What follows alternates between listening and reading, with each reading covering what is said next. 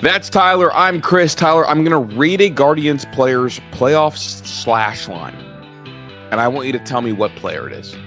Batting average 333, on base percentage 421, slugging 485, and OPS of 906. What Guardian is that? How many at bats? How many at bats? That is 33 at bats. 33 at bats. Is that Kyle Manzardo? That is Brian Rocchio. That is Rocktober. Oh, that was my next guess. Was Brian Rocchio? I was like, who has 33 at bats? Yeah, That's why I asked the question. I was like, who would have 33 at bats? Playoff Rocktober. He ended the season with a walk-off home run. It was electric. Obviously, the Guardians didn't need that. They already clinched the division. They're in. They're golden. They pulled off, honestly, the greatest comeback, not just in MLB history, Tyler, but in the history of American sports, I think, in terms of coming back in a division, in my opinion. History of American sports? Yes. Whoa. If you look at the payroll gap between them and everybody else, if you look at how they won games with a whole bunch of nobodies, and they tried to sell at the deadline, Tyler, they didn't add anything at the deadline. But they tightened up and went on a ridiculous run, and they caught the Tigers, who also kind of collapsed. But that's the best division comeback in American sports history. Wow. And I think baseball allows them to do that. But the fact that they had it sealed and done and didn't need to win on the last game speaks to that. Yeah. So I feel pretty comfortable. And honestly, like, you know me, dude, I'm a big Yankees guy, so I don't really like to compliment the Guardians like that. This was that. I mean, it was a lot of fun. And I wonder, the thing that you wonder is how much did that take out of them? How much energy did they have to exert to get here? And part of me is like, a shit ton. But the other part of me is like, they've been doing this all year. All their games are high leverage games. Bingo. All of them. They don't score enough runs. I mean, I got to imagine. Well, we found that out that the Guardians bullpen is in the bottom third of innings pitched. But it just feels like all their games are high leverage 1, 2, 3 run games. Mm-hmm. So maybe they're just used to it. And also, you know what messes up that stat a little bit too? Joey Cantillo getting a starter tag. I mean, he didn't have that many bullpen appearances. I think he started way more games than he did. I felt like he was out of the bullpen a good amount, but I don't know. Well, we can look that up real quick. We can look. But regardless, I mean, here's the thing. Like, the Guardians, I think, are at a really the advantage that the Guardians have going into this series, Tigers, Guardians, is that they have beat the Guardians. I mean, they have beat the Tigers pretty handily last couple times they faced them. They also are used to playing in high leverage situations. They have the mental card over the Tigers, and everything, like you said, is really, really high leverage. They know that to win this game, they have to score how many runs? Well, Chris, how did you ask that question? They're 8-5 this year against the Tigers. If they score 3 runs or more, they're 8-0. It's a pretty simple equation. Super simple math. Can you score 9 runs in this series? Yeah. Simple. I mean, math. it's just one of those things because which offense is going to show up? Mm-hmm. Was it the offense essentially from April through August? Or was it September where the Guardians ranked 4th in the American League in runs scored? Which team's showing up? Which offense is showing up? If the offense that hit in September is the one we get in October, we are going to win this series. If it's the offense that was essentially there all year, it's going to be really tough. Because right now you're having to ask the Guardians to beat the best pitcher in baseball for the 3rd time in 3 weeks. That's a big ask. Yes, but Pat brought this up to me. Aren't they due to hit him, though? Because they didn't hit him either of the other 2 times. Is anybody ever due to hit him? I mean, teams at least sometimes hit the ball hard against him. I don't know, man. Like, the thing about Scooble is that he doesn't really get you with deception. No, you know what it is. There's no secret. There's no hiding. There's no like a wipeout breaking ball. There's no 4-pitch mix. It's like I'm coming at you with 100 and a nasty changeup, and like this is what it is, dog. And I might sprinkle in a breaking ball, like I don't know, 3% of the time, but like you're going up there trying to hit 2 pitches, and it just so happens that those 2 pitches are probably like what, top 10 pitches in baseball. Yeah, I mean, right now, if you look at like his pitching run value is 100, which is best in baseball. His fastball run value is in the 98th percentile, and his off-speed run value is the best in baseball at 100, at the very top percentile. So, I mean, you're talking about somebody who's going to pound the strike zone with 2 pitches. He's been throwing the sinker a lot to try to get some ground balls. So. He gets to the fastballs, then he throws a breaking pitch 15% of the time this year. So a little bit different than last year. Yeah, it's a big ask. It's a big ask. And, you know, their goal should be to get him out of the game by the 6th inning. Like, we cannot see Tarek Skubal in the 7th and 8th inning. If you see Tarek Skubal in the 7th or 8th inning, you're probably lost the game. The issue with that is like you have to hit him then, right? Because like he's not gonna have long counts. Like we're not gonna get that. No pitches off. I mean, last time he pitched, he had 3 walks. He did. He had a lot of, which is you're probably not going to get that again. But can you foul pitches off? Can you compete in the box and put together, 4 or 5 pitch at just if you string together a bunch of 4 or 5 pitch at bats with a couple base hits here and there, you can get him out. You can get him out of the game by that 6th inning. But you're going to have to grind it. You can't. And I get it. This is like asking for the world, essentially. You have to foul off a lot of pitches. You can't just sit there and take fastballs at 0-1 counts. Like, no. You're going to die that way. You'll never succeed that way. Do you like the ambush mentality against Skubal, or do you think that gives him way too much power? It's a risk. It's a big risk. Like 5-pitch innings. Yeah, because those are the ones that are like, oh shit. Yeah. Well, because then what happens is like, well, ambushing in the right situation. Like Lane Thomas ambushed him with the bases loaded. Mm-hmm. I mean, yeah. At that point, like you find your pitch, like let's duke it out. But if you get like in the first 3 innings he has 2 like 7-pitch innings, like you're in for it. Yeah. And it's just one of those things where you got to really grind it out. But at the same time, the Tigers have to prove that they can hit Gavin Williams. Bingo. They're going to go out there and we're throwing our best guy out there too. And Gavin Williams is a real ace, like a real ace. Yeah, he has turned himself into a real ace for sure. I think if I had to guess, I think we'll see Quan in left, Martinez in center. Noel will play right. Jonathan Rodriguez is a horrific defender. Yeah. If I really want a right-handed hitter, I'm going to put Noel out in right field instead of Rodriguez. Ramirez will play third. Arias will play short. Rocchio will play second. I think Manzardo will play first, which is a bit of a risk because some of his defense is like it's tough. He's bad defensively. But the question becomes, who's your DH? And I'm going to go out on a limb here, and I'm going to ride the hot hand. And I'm going to say you catch Hedges and DH Bo. The only risk with that is if you take Hedges out, you don't have another catcher. But I don't know. It's either DH Naylor or you DH Rodriguez. Or Valera. Well, Valera's left-handed. So I'm going to go. So what? No, I know. I think. I mean, you could do that. You could do that. But if you want Bo in the game, if you want Bo's bat in the game. You don't want Bo's bat in the game. You never should want Bo's bat in the game.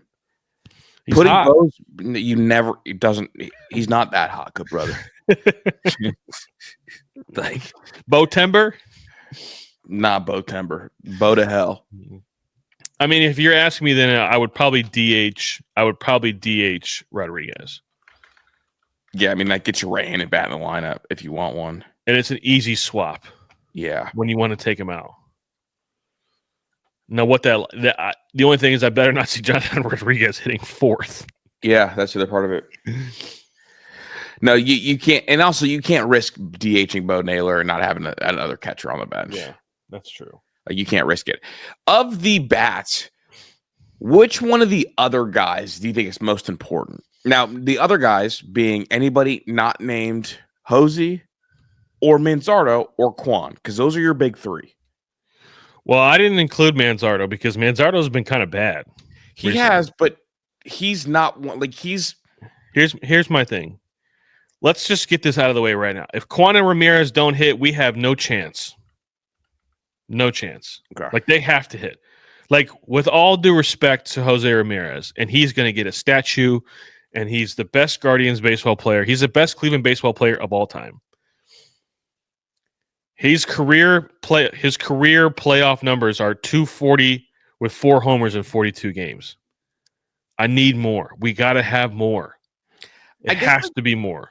I don't fault him for his playoff numbers.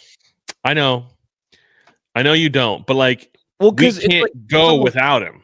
Yeah, but here's the thing, Tyler. Because he's never had an ounce of protection, no one's going to throw him strikes. Well, that's not entirely true. That he has had protection earlier in his career. He had protection. Recently, he's got no protection. Sure. So, like last postseason, he had a bad postseason. I don't blame him because here we go. If you are Jose Ramirez, you get in the box and you know no one's going to throw you a good pitch. What are you going to do?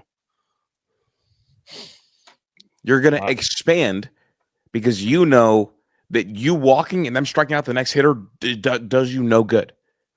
Well, I would honestly, for somebody that's stolen 40 plus bags this year, take the walk and get to second base. That's fair, but you also there needs to be a belief. And here's the other issue is hitting third. Yeah. You're gonna be up with 2 outs. Oh, so, yeah. Like that's the other issue with Hosey. The fact that Hosey doesn't have flexibility to like hit at second, I think. I think I hear you on this argument if there's runners in scoring position. Like I want him up there swinging the bat if there's runners in scoring position. Yeah. But if nobody's on base, take the walk and get to second base with a stolen bag.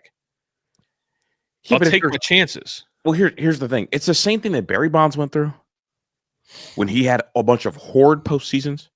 It's the same thing Manny Machado went through. It's the same thing Bryce Harper went through. And it's like you just have to be good at taking pitches out of the zone and going yard with them. And of the guys that we mentioned, Hosey's the smallest and has the least amount of power. Yeah, that's what I was saying. You're talking about guys that hit 40, 50 homers. Well, I mean, Hosey's a 40 home run guy. One time in his career, he had 40 homers. Well, I'm just saying, he's a high 20s, low 30s homer. No, I'm just pointing out that those guys also have had some horrible postseason struggles because they are expanding the zone. What I'm saying is, we only are going to go as far as he takes us. Yeah, 100%. Right, so it's like like last year, the Detroit series, he was impactful. He played well. He did not hit well in the New York series. He hit well in the Detroit series. Look what the results were. Did he hit well in the Detroit series? Yeah, he had 2 homers in the Detroit series. Okay. He had 1 homer in the New York series. And like we won the game that he hit the homer in. I'm pretty sure. Yeah. No. He hit in New York. He had a home run off Luke Weaver in a game and it was the Bibee game. Bibee left in the second inning. Oh yeah, tough. Well, yeah. I just I need a little bit more than what I've gotten. Yeah. I'm not saying he has to be like Superman. I just need a little bit more. Mm-hmm. I need Quan to get on base. Quan, I think Quan's numbers are fine in the playoffs, but I think it has to be I think Manzardo has to be really good. I think Manzardo needs to make his presence felt in a game. Doesn't have to be all 3, but in a game. I mean, really, what it comes down to is Quan and Ramirez have to do their job, and then somebody else. And it doesn't have to be the same person. My personal belief is I think And part of it is I just believe that CJ Kafis is really, really good. But like CJ Kafis is going to have his moment. And, Roki or Arias also. One of those two guys has to make an impact as well because they play every game. They're going to play every game, no matter what. Last year, Quan hit 381 and had an OPS of 863. Yeah. So he was really good. He was really good. He needs to continue to be really good. But yeah, if you had to make me pick somebody besides Manzardo, I'm going to say either Arias or Rocchio because they're going to play every game and they're going to play all game. I do think that at some point, Angel Martinez is going to have his moment against Skubal because what's Angel's biggest issue? Hitting left-handed. The chasing issue. Yeah, but he also hits better from the right side. Yeah, no, he does. But the chasing issue is the issue that he has. But with Skubal, that kind of gets removed from the equation. Yeah, I would expect to see that Martinez is hitting second tomorrow. Yeah. Would be my guess. He'd be hitting in the 2-hole. And, people, I saw a few people not thrilled with Angel Martinez and they were like, oh, DeLauder instead of Martinez would be fantastic. But no, it wouldn't. No, it wouldn't. No, it wouldn't. That's insane. If you look, and I sent this to you and Pat today. If you look at the first 550 at bats between Jose Ramirez and Angel Martinez, it's very, very similar stuff.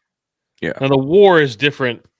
I don't know. A lot of that has to do with defense. A lot of that has to do with because Jose was playing a really good second base when he first got up in the league. Mm-hmm. But they had the same amount of hits. Martinez has more home runs, more RBIs, more slug, similar OPS plus. What is the OPS plus out of curiosity? Jose was 76. Martinez was 75. Okay. Still below league average. But yeah. There's similar traits. Mm. They both had on-base percentages under 300. They both chased a lot. And there is a reason. And one could argue that it's harder to hit now than it was when Jose was coming out.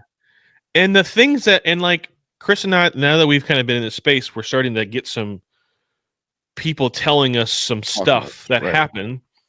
And one of the things that we've been told is that Martinez is one of the hardest working players in the entire organization. Works really hard. This kid is going to get better. Yeah. It's going to happen. And he's more athletic than Jose is. He's bigger, he's taller, he's faster, he's more athletic. This kid, I'm telling you right now, this is who they're going. They love him. They love him, dude. They're obsessed with him, and I think it's gonna work, man. Like when athletes work that hard and are committed that much, and you already have a good baseline, I think it's gonna work, dude. I think. And also, Chisholm. When you look in the dugout, who's he always next to? Jose. It's like they've told him to attach his leash to Jose and do whatever he does. Yeah. I know people don't want. I don't know if there's some people that don't want to hear this, but Angel Martinez is your center fielder for the future. Yeah, unless they end up moving him to second and Bizana plays the outfield. He's gonna play. He's playing. That's a conversation for the offseason. That's the offseason talk. Angel's playing here.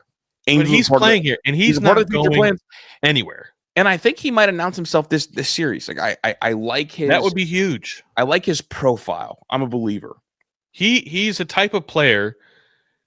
There was this, I forget what series it was, but it was when he batted leadoff when Quan was out, and he was electric.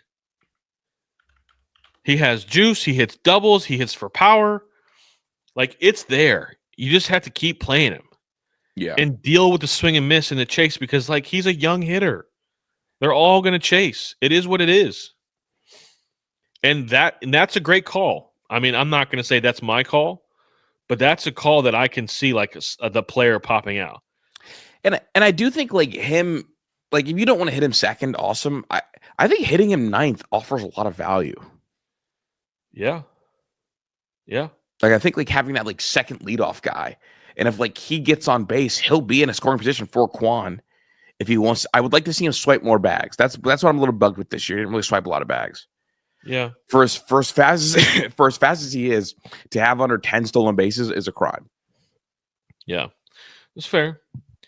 But he bunts and he plays the game. Yeah, he does.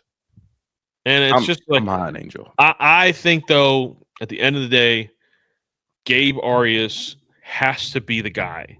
He has to have a game where he hits a double, maybe a homer. The power has to show. It is disappointing that we don't know who the Tigers are going with game 2 or game 3. Yeah, I think that's super lame. Super lame, dude. I mean, what are the options? But it's Jack Flaherty's got to pitch one of those games, right? Yeah, you're likely going to catch. You're going to catch Jack and then Mize. I thought Casey Mize was out. I don't think he is. We haven't seen Casey Mize one time in the last 2 weeks. I thought we saw him once. No. Yeah, Casey Mize. Casey Mize pitched 2 days ago.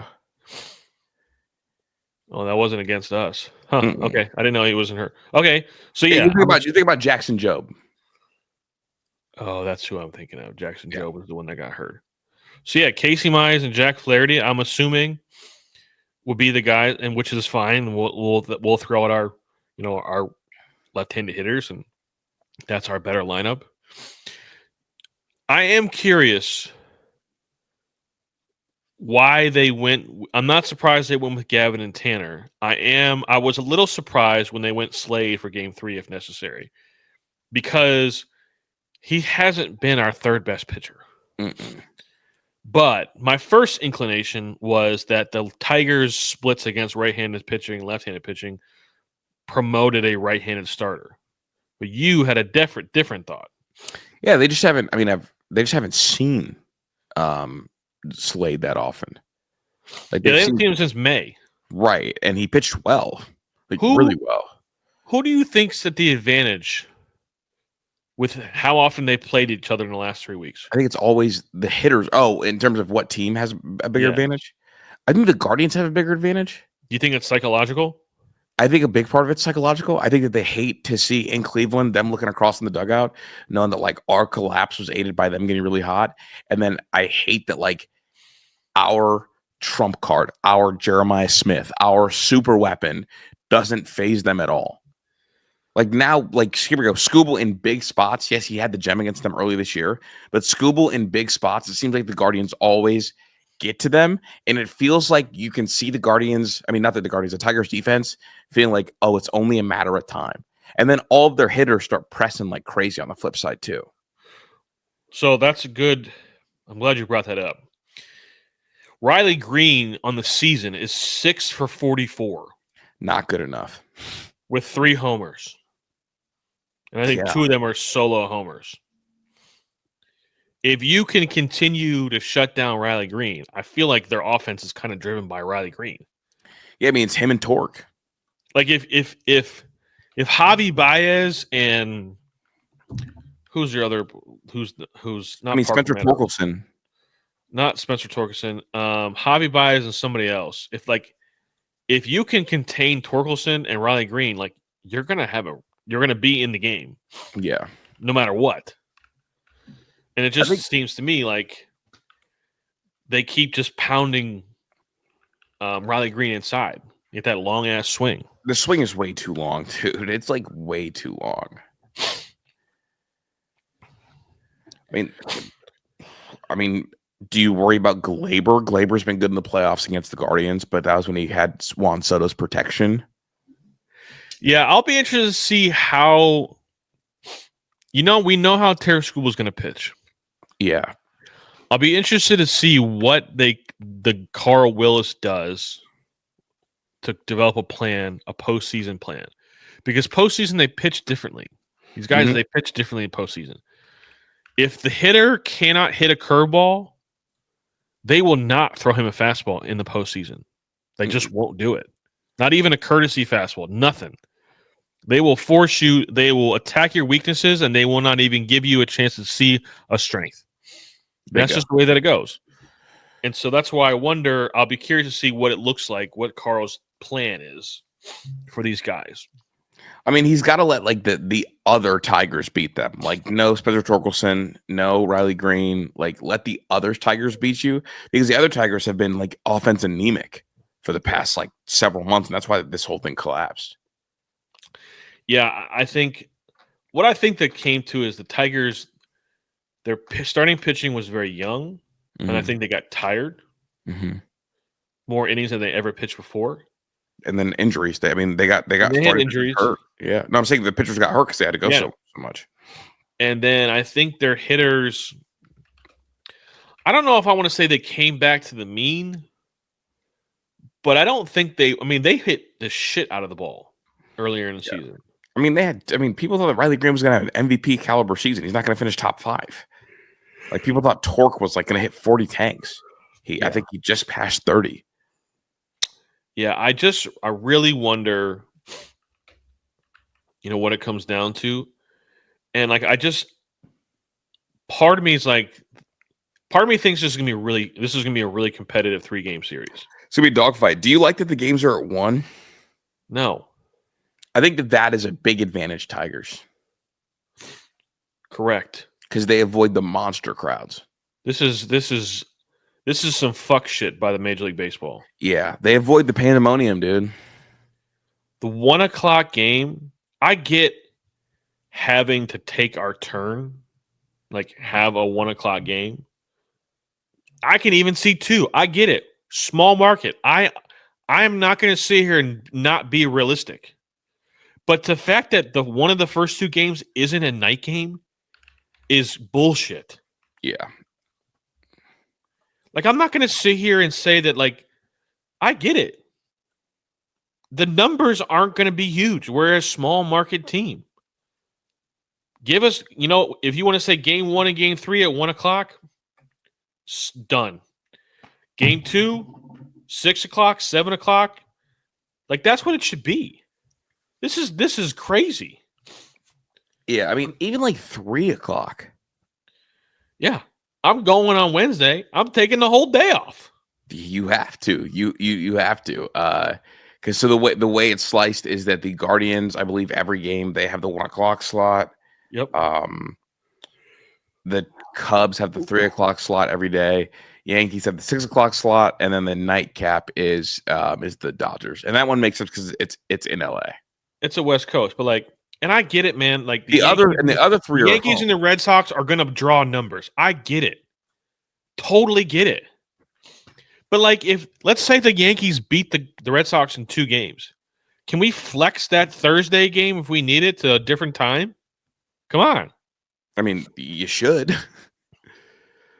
Like, if the Yankees sweep, the MLB should move that Guardians game to 6:08. Yeah, 100%. It's just it's just another disrespect. It's just Major League Baseball and just not giving shit about their small market teams. Just another example of it. Yeah, and it's like hurting your division champ. Yeah, like they're the Yankees didn't win the division championship. No, Yankees are a wild card team. I still think the Yankees are coming out of the American League. You think so? I do. We'll see. They're scaring me a little bit. I mean, obviously they've had their struggles with the Red Sox in the postseason, and then like if we're gonna do we want to make our picks.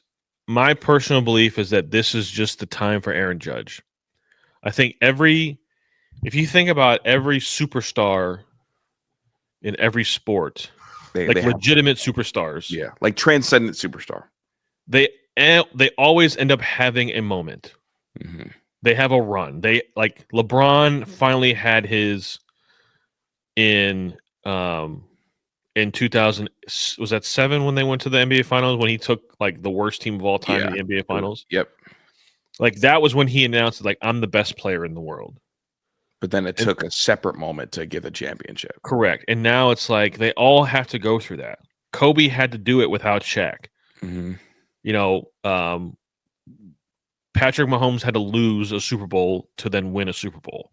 Right. Like that's how it happens in the NFL. Like star quarterbacks, they had to go through the lumps to get there. And I think Aaron Judge is like, this is going to be his time. This is the hottest he's ever been in September. So I don't know if you saw September splits, but he's hitting like 380 in September. I did not look I haven't looked at any of his splits. I just know that he's really, really fucking good. Yeah. Well, last year he didn't enter the postseason hot. He was actually pretty cold in the postseason. Timing was off. It had carried over. This postseason, it looks really dialed. I don't think the Red Sox are very good. I don't trust the Toronto Blue Jays in the postseason whatsoever. Yeah. Well, the issue is going to be like the Red Sox with Crochet. Like first, like it's going to be Crochet free. It's going to eliminate the ace. Sure, but like he's beatable. The Guardians beat him. Fuck. Yeah, the Guardians do this thing where the lefties that throw 100 miles per hour. They just like, man, I don't know. I am rooting for the Brewers to come out of the NL. Okay. But I still, until somebody beats the Dodgers in the playoffs, I just need to see it before I can bet against them. I am rooting for the Reds. They are built. The Dodgers are built for this. This is what they built their roster for. Yeah, and last year they didn't have pitching. This year they have the pitching. Yeah, they're gonna go Snell game 1, Yamamoto game 2, Shohei game 3. Yeah, what are we talking about? Disgusting. This is what I'm saying. Yeah. And like their bullpen's not great right now from what I've read and seen the numbers of, but now Rocky's in the bullpen. He's throwing 100 again. Yeah. I just like until somebody does it. Until somebody does it, I'm taking a rematch of last year's World Series. Yeah. And you don't like the Cubs? The Cubs, they have enough. They have got the pitching. They got Matt Boyd going game 1. They've got pitching. They've got Kyle Tucker. They can hit. They can really swing it. Yeah, I'm saying they've got pitching and they can hit. So like, I'm rooting for the Brewers to make it out, but I think the Dodgers will win the NL. Okay. So, but I am picking the Guardians to win in 3 games. In 3, you think that? Which game do you think they drop? Probably tomorrow. I just think realistically, it is a tall task to beat the best pitcher in baseball 3 times. 3 times. Now, if they beat Skubal tomorrow, Detroit should just go home. Yeah, they're winning in 2. If they beat Skubal tomorrow, Detroit should go home, and they should all call the Guardians their daddy. Because I don't want to hear it. They did nothing to say. They will literally, the Tigers fans will be broken, and the Tigers players will also be broken. But like this, like the Guardians just have our number.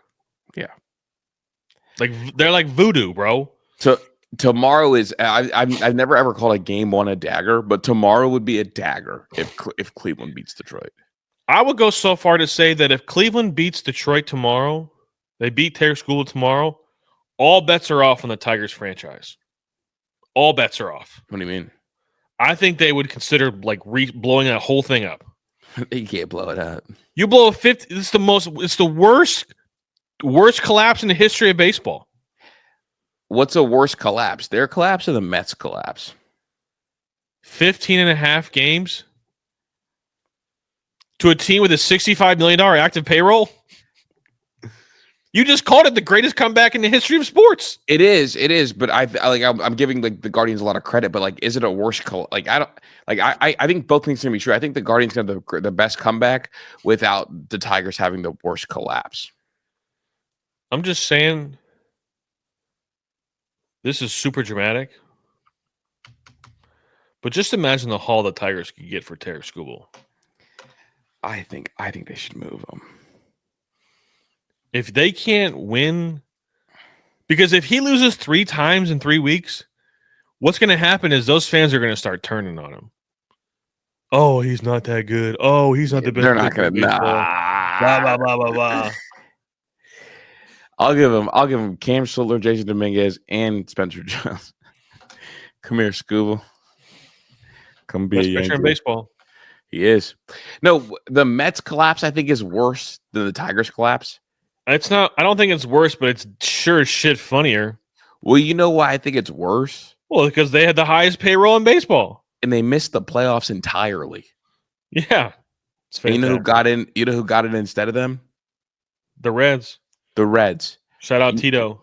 You know that the Reds lost their final game of the season and still got in over the Mets. All the Mets had to do was beat the Marlins. The Marlins. They knew the score. The score went final during the Marlins-Mets game. They knew. highest payroll in baseball, highest paid player in baseball, offseason champions, popping champagne to keep the Reds out of the playoffs. All you had to do was win I just have to, a question for to break the Francisco tie. Lindor. For Frankie? I have a question for Frankie Lindor. Is he getting? What's he getting paid? Like $35 million? I think a little bit less. Like, let's say $30 million. Yeah. Frankie Lindor, would your life be that much different if you were in Cleveland making 23? No. I know one thing. I bet you'd be a fuck ton happier. Mm-hmm. And you would be a hero. Mm-hmm. You would be the man. We'd have the best left side of the infield in baseball. I bet you he would play better. I bet you Frankie Lindor would be a better player in Cleveland than he is in New York. I agree with you. I heard Michael Kay reference an article that I think is either out right now or going to come out right now about the friction between Soto and Lindor in New York. Because no matter what Frankie wants to say, he has a little bit of that Cleveland culture in him. Mm-hmm.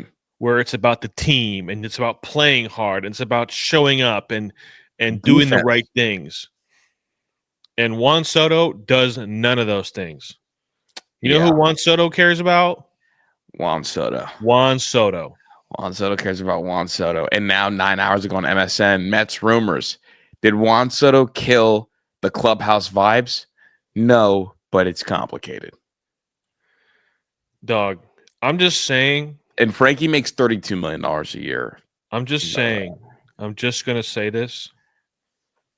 If Chris Drew made $70 million a year, could life ever be that bad?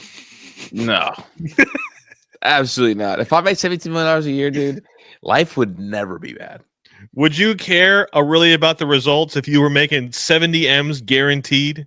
No. And I would let everybody know. Hey, look, that's why they can't. Hey, look, y'all.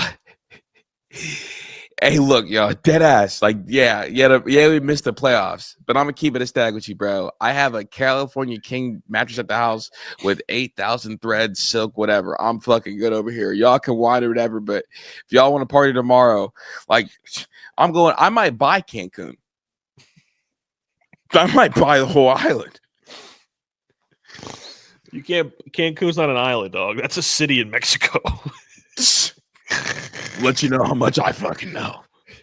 And there's also a lot of cartel down in Mexico, so it's probably really expensive. I'd pay them off too. If I have $70 million, I'm everybody's friend. Well, you know who's not everybody's friend? Who? The Cleveland Browns. Dude, they hate you. Oh my God. Tyler texted me early in the week and he was like, I thought the Giants were the model of patience. Well, it's time for the Browns to not be patient. I'm done with this. Shit. If you're going to be bad, at least be interesting. Be fun. Not even fun. Just make me want to watch you. Mm-hmm. Let me see a rookie quarterback. It's really bad, man. We have some of the numbers like Flacco. I told you this would be an issue. Flacco leads the NFL in passing attempts. You know what else he leads the NFL in? What? Turnovers. Ew.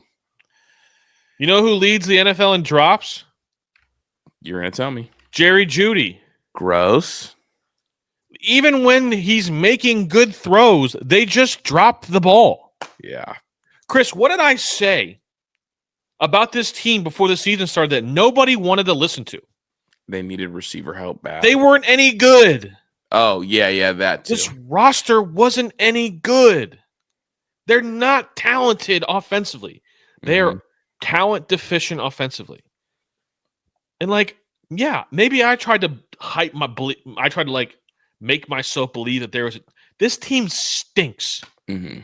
They just traded for an offensive tackle. And people were excited about it. Cam Robinson.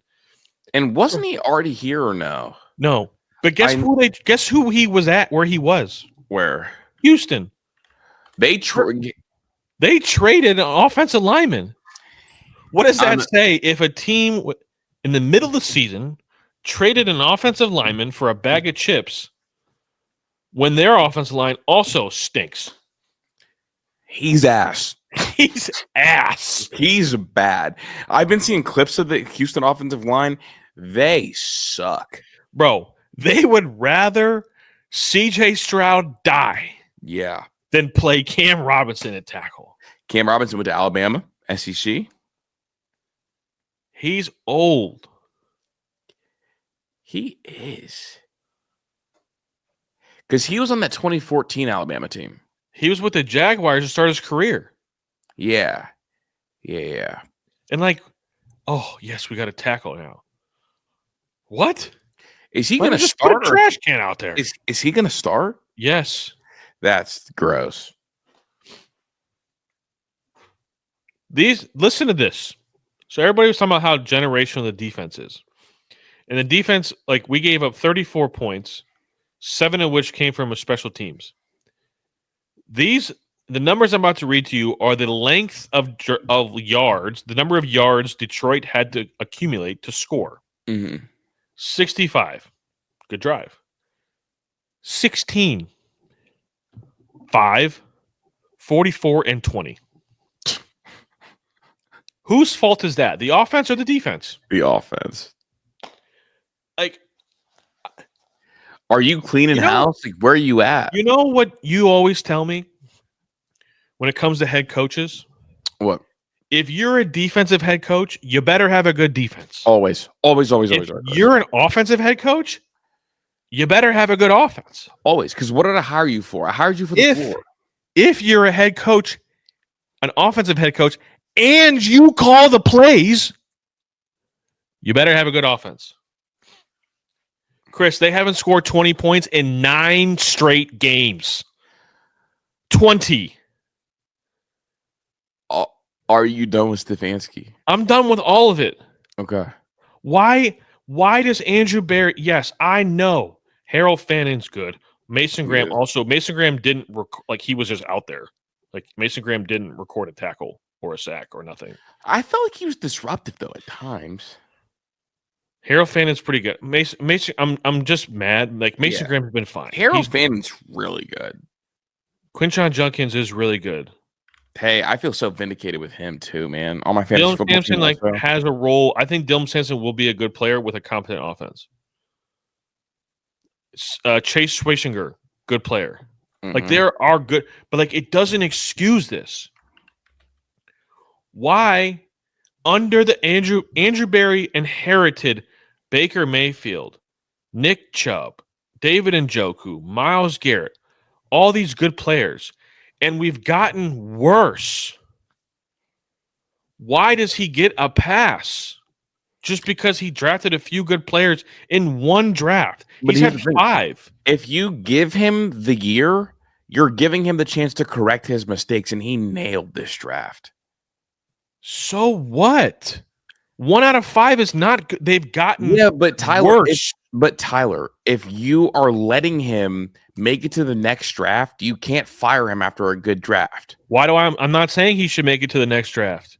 No, I'm saying, like, they let him get to this draft. They gave him a chance to right his wrongs, and the roster is bad, yes, but the draft was really good. The offense, their offensive line is it's going to be one of the worst. Like, do you even want to put a rookie quarterback behind this offensive line? No. But you better. I wonder if they're going to do the Giants thing and get impatient. They have to play him. What's the point of this? There's not really a loud minority saying that they need to play, like, close to the team. Like, with New York, like, the beat was pounding the table for Jackson to play. No. That's happening. Is it as loud? Okay. It's happening. Absolutely happening.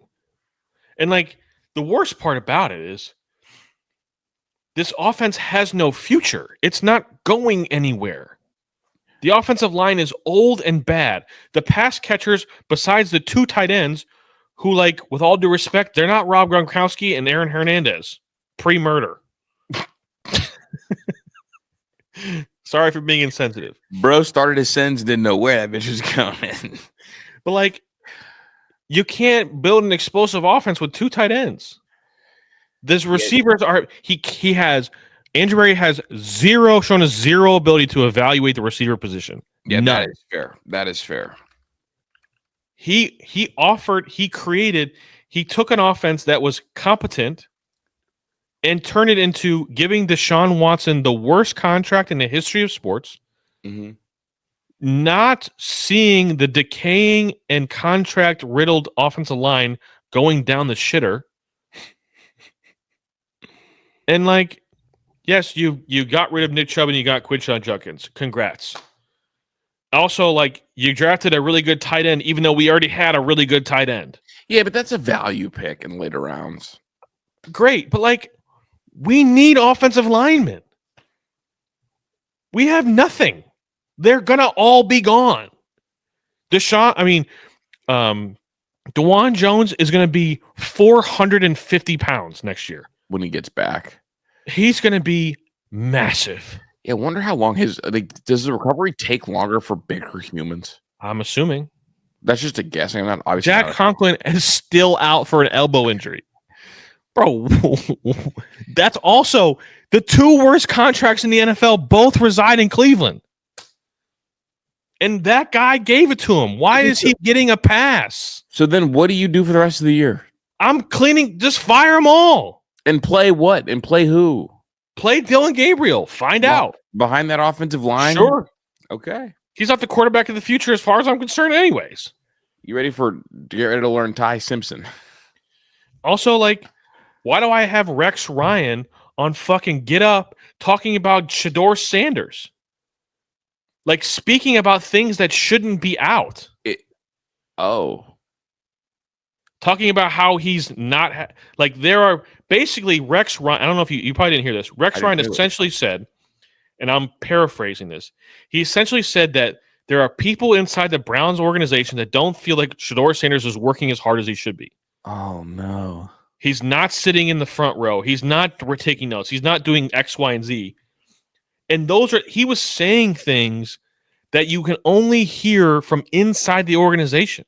That means that he said, quote unquote, if I know it, other people know it around the NFL and are keeping it tight. Obviously, not tight enough. Well, that's the thing. Anybody that talks to a guy like Rex Ryan, you're just asking for it to come out. Like you talk to Rex Ryan in hopes that it's going to come out because he's just going to get on that bitch and say whatever that he heard.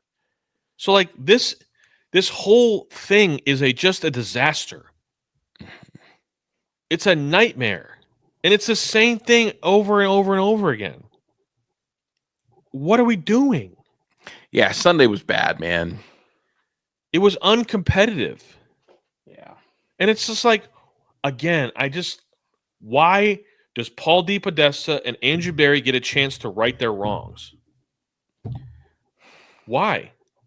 Because they're part of the club, man. They've hit Haslam's love button. Like Haslam's love button. If I could fire the owner, I'd fire him too. Yeah, well, I'm saying like the owner's the one that like keeps letting them have chances to correct their wrongs. It's just amazing to me that for so long Jimmy Haslam was so erratic and so impatient and so like impulsive, and now all of a sudden he's like, oh, we're gonna stick it out. Like, stick it out for what? Somebody look me in my eye and tell me that they believe Andrew Berry is going to select the franchise quarterback for the Cleveland Browns. I mean, I don't think he is, but I think he might end up like doing the thing where like it's so obvious and apparent that he can't fuck it up. Nobody is showing themselves to be that quarterback yet. And we watch so much college football. Yeah. I don't know who's going to be quarterback 1 right now. I have no clue. Like, I think it could be Ty. I think it could be Mendoza. I mean, it could be Dante and they Moore. can all suck. Yeah, it could be Dante Moore. Is Dante Moore even going to come out? I mean, we don't know who's going to fucking come out. That's what I'm saying. So, like, I just don't understand why Andrew Berry gets a pass. I don't get it. It makes no sense to me. I don't either, but it just feels like after the draft he just had, firing him would be kind of They're giving Andrew Berry the laser eyes like they give Colby Altman. Yeah. And he's the one that actually deserves it. Yeah. Shout out the signing of Thomas Bryant. Holy shit. That is an underrated signing by the Cavs. You told me that people didn't like that signing? I was like, that isn't anybody that doesn't like that needs to get checked into a mental hospital. Well, they said that we would rather have Tristan Thompson.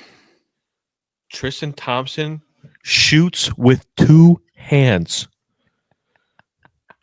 Tristan Thompson misses 5-footers in warmups. Yeah, by himself working out. That's actually so funny when he did that.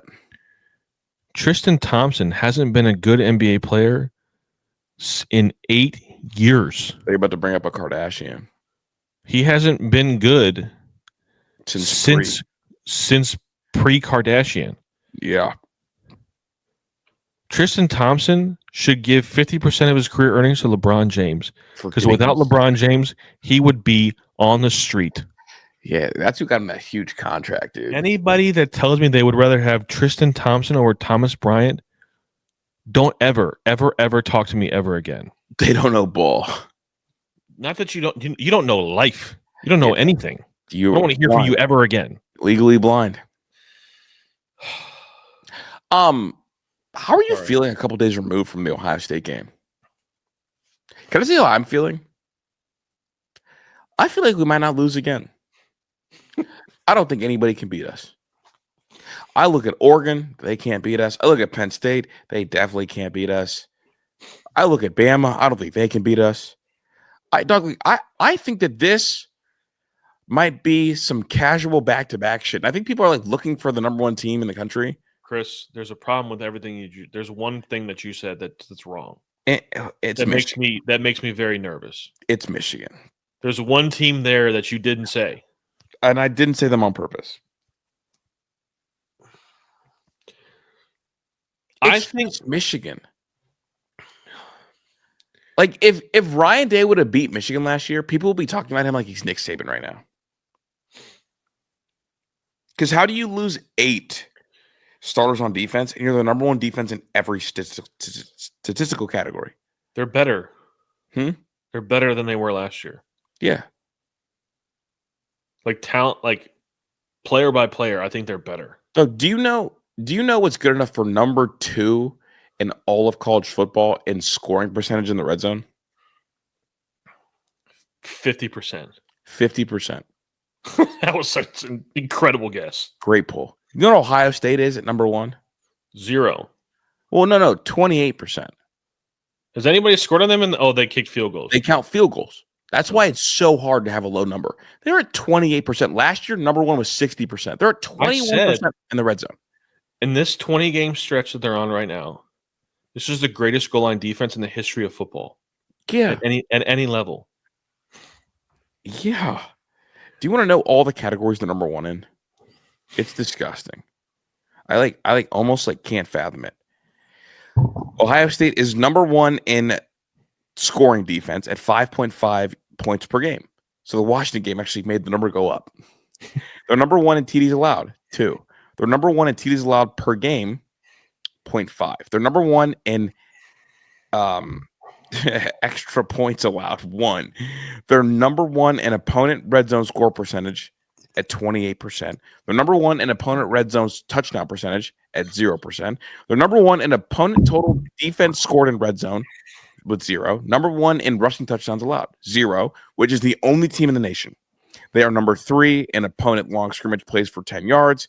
They're number 4 in opponent rushing yards. They're number 4 in total first downs. They're number 4 in third down conversions.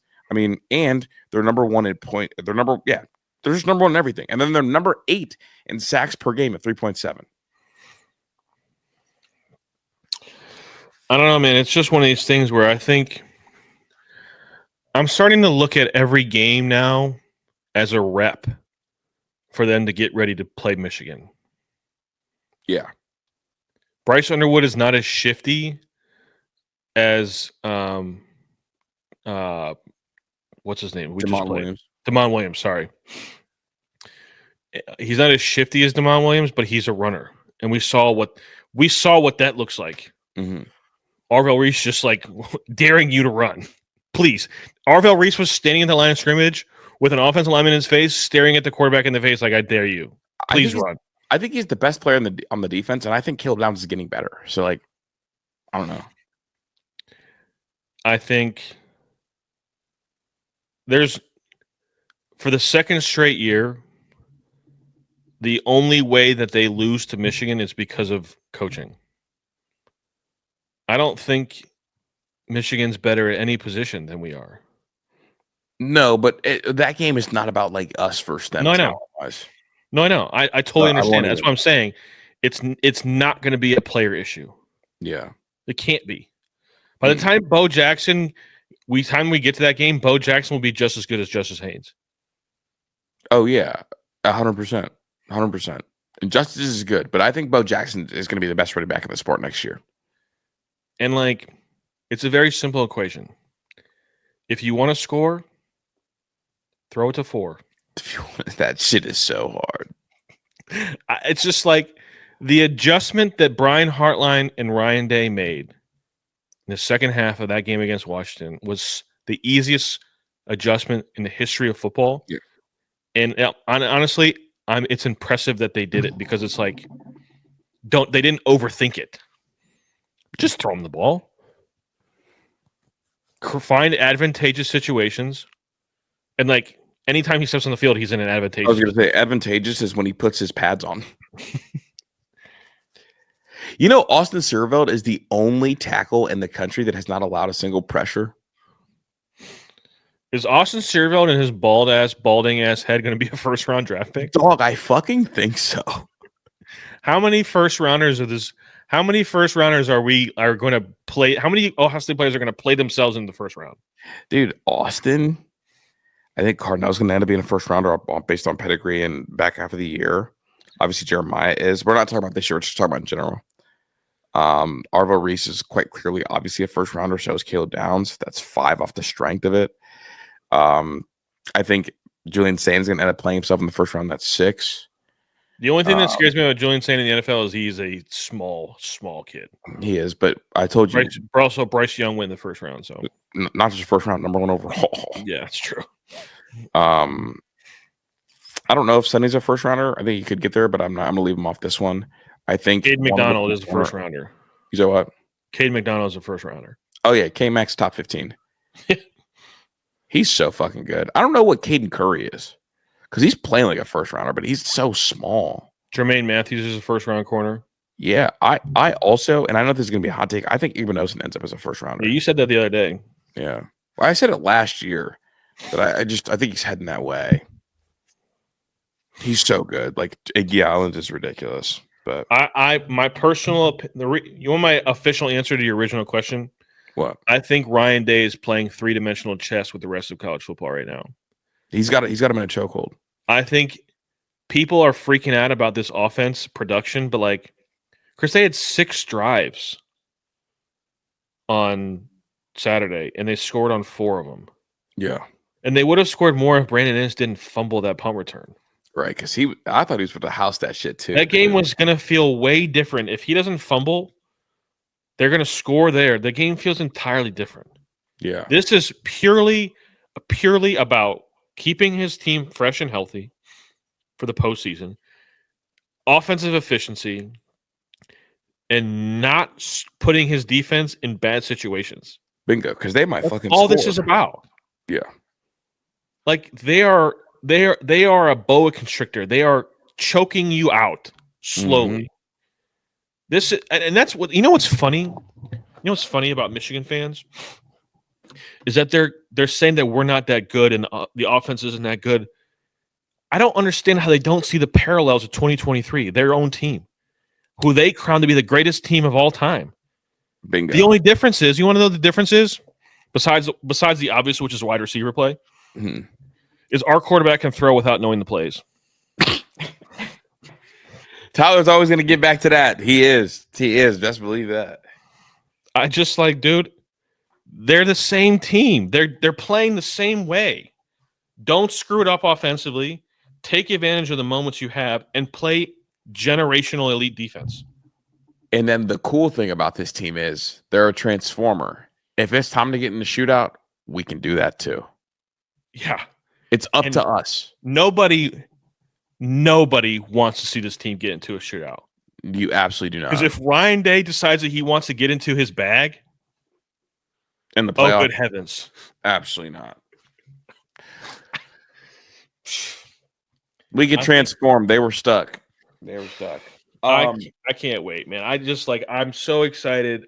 I think they're going to beat Penn State by 3 touchdowns because I think they're going to win. I think they're going to win 24-3. Just everything 24-3 every trip. I mean, they're going to win by 3 scores like every game, and it's never going to be like, oh my God, they're so good. It's just like the other team you're going to watch the game and be like, that team has no chance. No chance. Like every time a team gets a first down, it's like, gasp.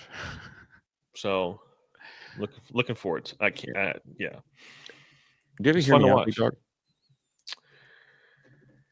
I sort of said it. It was about the Guardians' playoff times. Fucking stupid. But for anybody that was paying attention this past weekend to the Ryder Cup, what happened? There's a rule. It's called the envelope rule, Chris. And the Ryder Cup. So the Ryder Cup was the U.S. versus Europe. And on Sunday, they played singles matches, 1-on-1. Well, one of the Europeans' guys was hurt. Europe's guys was hurt. Meanwhile, they're absolutely destroying the United States. Well, he couldn't play. So the rule is that the U.S. has a name of a player in the envelope, and their name gets pulled, and then the match is halved. They each get a half a point. It is the stupidest rule in the history of sports. Why is the United States getting punished when their guy's the one that can't play? Yeah, that's fucking weird. It should be a forfeit. Point one. That is really weird. It's the stupidest rule in the history of sports. Also, it was the most embarrassing defeat in the United States. I heard it was like real belt to ass. Well, it was, and it didn't look that way though because the United States dominated the Sunday singles and ended up they ended up losing 15-13. Respect. But like it was 11.5 to 4.5 going into the day. Yeah. And you only need 14.5 points to win the cup. Yeah. So, wow. Worst rule in the history of sports, by far. Not even close. My hear me out is I hate any other search engine other than Google, dude. Like I've been on the Bing thing, and it just like irritates me every time I see it. Remember Ask Jeeves? Bro, yeah. Oh my God, what a crazy poll. With respect, as disrespectful as I could possibly be to Jeeves, he didn't know shit about nothing. Was that the first AI? Ask Jeeves? Yeah, I think that was the original AI. Dude, the Ask Jeeves, it's still up. He don't know shit about nothing. This is crazy. I just hate other search engines, bro. I just feel like the order gets all fucked up. I feel like I can't do research properly. I just hate Bing. I didn't even know Bing was still a thing, to be honest with you. Dude, it's like the default thing on the Microsoft Edge browser, and it kills me. That's all I got, dude. Other than that, it's like I think like every sand volleyball court should have a mandatory like hose to spray off because I hate trying to brush myself off in the parking lot before I get in the car. First world problems. Bring a leaf blower. Yeah, let me bring a leaf blower to fucking volleyball, dude. What the hell? That's Tyler. I'm Chris. Peace.